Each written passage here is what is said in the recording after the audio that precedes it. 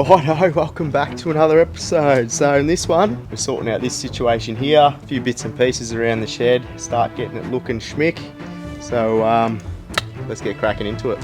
Righto, so one of the problems we got here actually hasn't been too bad. I thought it would be a lot worse than what it actually has been, but we've got a bit of a height difference between the ground level where the house is compared to where the shed had to go. So I had to sort of like find a sweet spot with the level for the shed, so we weren't sort of like digging too far in on that side and weren't too far out of the ground on the low side, because there's a bit of a fall to the side here. So we ended up where we have, and I've got about, I don't know, I reckon about 300mm drop to the floor level from where the original ground level was. So we need to level this out. So I've sort of leveled out a bit of ground here just to sort of get me sort of started, and I've actually just done it all by hand, so we'll see how far I get. But yeah, we're gonna have a crack at sorting this out, so let's do it.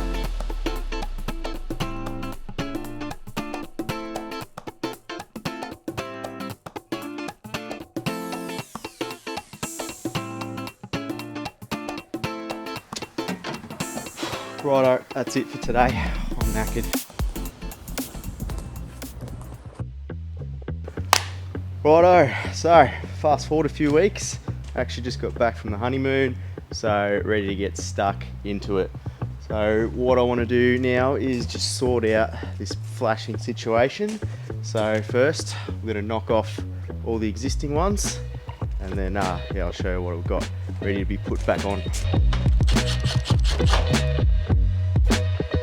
So I've just got the two pieces. So I've got the old one.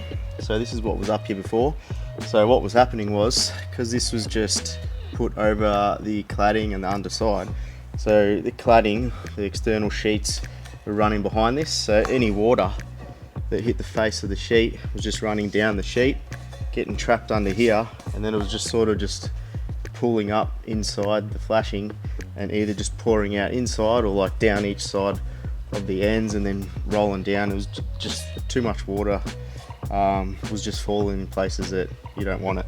So got rid of that, and I got this piece folded up. So the idea for this is the sheet's actually fixed to the outside of this riser here, comes down, any water that falls down that sheet comes down and then goes onto the outside of the flashing. It's not getting trapped underneath and pulling up inside of it. And then what I'll do when I install this, so this isn't flat and we don't get any like drip coming back this way, I'll just put a bit of a fall on it, falling towards the outside, so any water that does come down should just drip off. It won't start dripping back towards the roller door, which isn't the end of the world, but you kind of want it falling away from the building.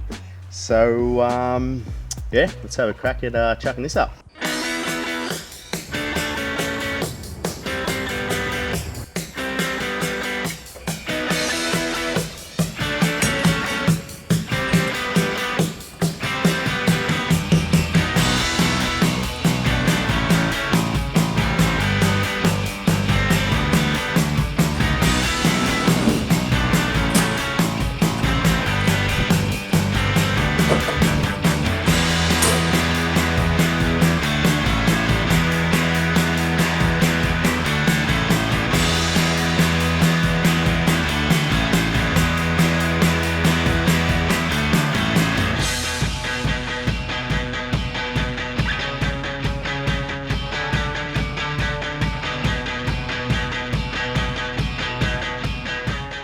The next day. So now time to sort out this sliding door flashing situation.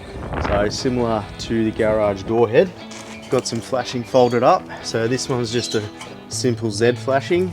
So the idea for this is it'll slip under the sheet and then the sheet will run over the top of this, so any water that comes down the sheet will go over and on the outside of the window instead of pulling up along the top there. So I might have to actually cut the bottom of the sheets up there because they've been tucked down below the actual frame. So Unfortunately, I might have to actually grind it because I don't know if I'm going to be able to get any tin snips or anything in there. So I don't know, see how we go, but yeah, make this work somehow, one way or another. So let's have a crack.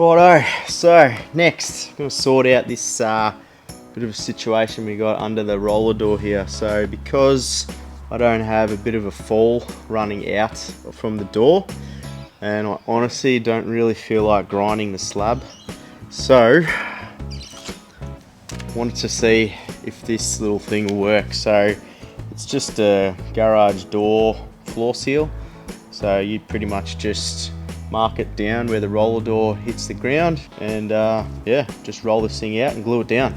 So if this works, that'll solve my issue, or else yeah, if not, I'll have to bite the bullet and start grinding the slab down.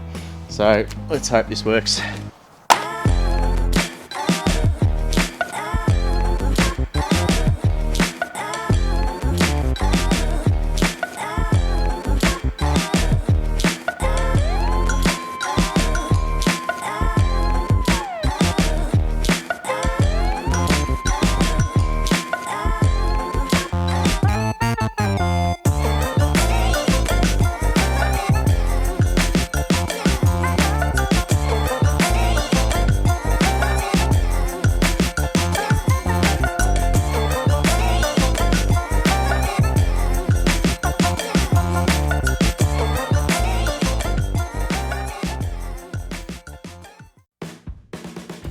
Righto, so since I moved in here, I just sort of thrown stuff everywhere. No real places just yet. And I'm not ready to commit to any built-in stuff because I still want to clad the walls. I've got electrical, I've got a few other bits and pieces going on in the background that I've got to sort out.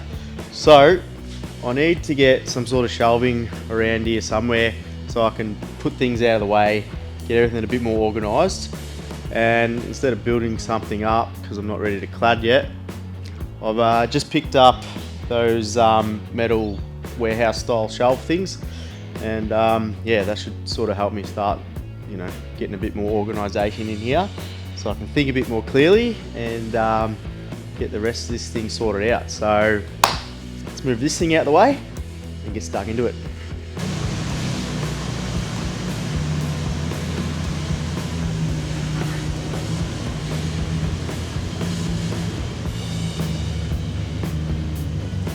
Okay, so I picked this stuff up just from some general warehouse storage place. These ones seem like they're pretty strong, so we'll see how we go. But the kit just comes in like sort of segmented, sort of standard length. So I wanted about 3.2 there, so I got a 2 meter and a 1.2. So yeah, let's open her up and see how easy it is to knock these things together.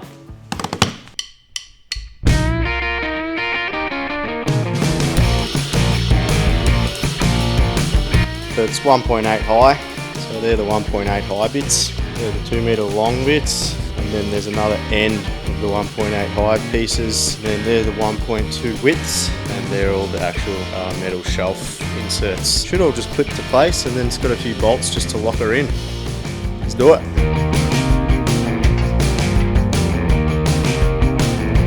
So that's the gist of it. I just left them loose just so I can adjust it later if I need. It didn't come with lock washers, so I just chucked a few on there just to make sure it sort of stayed tight. But yeah, other than that, feels pretty good. So I'll knock the rest of them up and we'll see how we go.